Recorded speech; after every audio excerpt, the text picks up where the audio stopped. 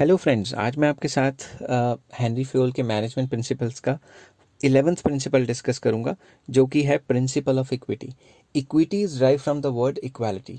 Basically ये कहता है कि फेयर ट्रीटमेंट, बराबरी देनी चाहिए। कंपनी में जितने भी एम्प्लॉयज़ हैं, जो भी वो काम करें, उनमें बराबरी का मतलब एक जज्बा होना चाहिए। अगर कोई भी उल्टा पुल्टा काम करता है तो पेनल्टीज़ भी बराबर लगनी चाहिए। ऐसा नहीं कि फेवरेटिज्म वगैरह हो। तो चलिए शुरू करते हैं। It refers to kind, fair and just treatment. Just मतलब जस्टिस होना चाहिए, ठीक है। Just treatment to the employees. If manager is biased, अगर मैनेजर बायस्ड रहेंगे, बायस्ड मतलब किसी कुछ एम्प्लॉयज की फेवर करें, जो उनके रिश्तेदार उन्होंने रखे हुए हैं या फिर उनके दोस्त हैं, उनकी फेवर करें और बाकियों के फेवर ना करें, तो ये अच्छी बात नहीं है। If manager is biased in dealing with employees, employees से डील करने में बायस्ड रहता है, then employees will get dissatisfied. तो जो एम्प्लॉयज़ हैं वो डिससेटिस्फाइड हो जाएंगे। भाई कि हम इतना काम करते हैं, हमारे को तो कोई होता नहीं है, ना हमारी तनख्वाहें बढ़ाता है। जो उनके रिश्तेदार हैं मैनेजर के, उनकी तनख्वाहें बढ़ती रहती हैं और उनको वही वाहवाही मिलती रहती है, ठीक है। जब वो डिससेटिस्फाइड फील करेंगे तो क्या होगा? And will not contribute to their maximum capacity. तो उनका मूड ही नहीं करेगा काम करने का, तो वो अपनी मैक्सिमम कैपेसिटी में काम ही नहीं करेंगे। तो आपने सोचा कभी कि जितने भी गवर्नमेंट एम्प्लॉयज़ हैं, वो कई लोग तो बहुत अच्छा काम करते हैं, ठीक है, उनकी तो जज्बा होता है अच्छा काम करने का, मगर कई लोग बिल्कुल ही काम नहीं करते। उनको पता है भाई तनख्वाह तो मिल ही जानी है और हमें कौन सा प्रमोशन मिल रही है। फिलहाल प्रमोशन 4-4 5-5 साल के बाद जो भी होता है क्राइटेरिया, उसके बाद तो मिलनी है, काम करें ना करें, ठीक है। तो उनको कईयों को ये पता है कि मेरी मिनिस्टर की सिफारिश तो है नहीं, तो काम करने का क्या फ़ायदा।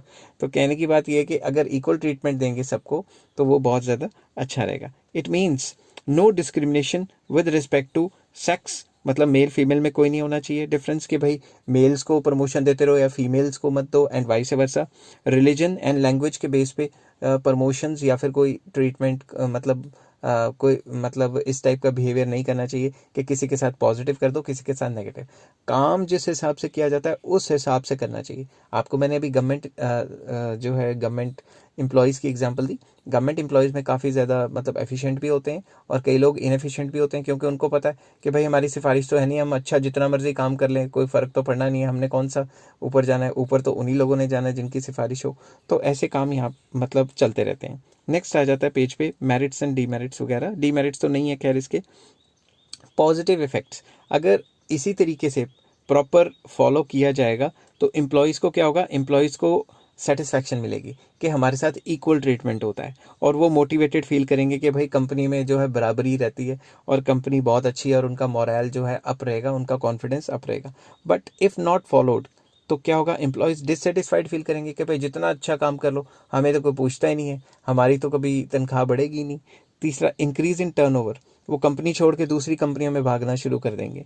एंड थर्ड पार्ट है unhealthy relations between superior and subordinate, क्योंकि सुपीरियर उनको अच्छा ट्रीटमेंट नहीं देते, जस्ट ट्रीटमेंट नहीं देते, तो क्या किया जाएगा? वो मतलब सुपीरियर और सबऑर्डिनेट के जो रिलेशन है उनमें तल्खियाँ आ जाएंगी। तल्खियाँ मतलब सस्पिशन आ जाएगा कि मैं काम करूं मुझे पूछते नहीं है, ऐसा वैसा।